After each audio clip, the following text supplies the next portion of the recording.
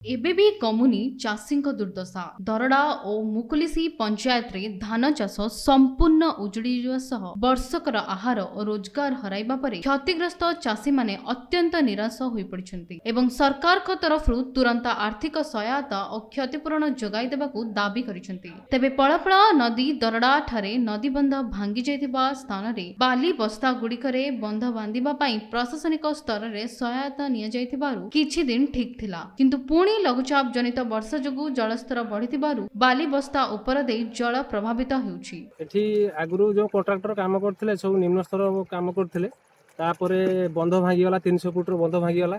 ଆମର ତହସିଲଦାର ସାର୍ ଏକା ଆସିକି ତାକୁ ପୁନରୁଦ୍ଧାର ପାଇଁ ବାଲି ବସ୍ତା ଏକା ପକାଇଲେ, କିନ୍ତୁ ବର୍ତ୍ତମାନ ଏଇ ଯେଉଁ ପ୍ରବଳ ବର୍ଷା ଫଳରେ ପୁଣି ସେ ବାଲି ବସ୍ତା ବୁଡ଼ିକି ବର୍ତ୍ତମାନ ପାଣି ବାହାରି ଯାଉଛୁ। ଆଉ ଆମେ ଗ୍ରାମବାସୀ ତରଫରୁ ଆମେ ଏଇ ଉପରଓଳି ଆସିକି କିଛି ବାଲି ବସ୍ତା ପକାଉଛୁ।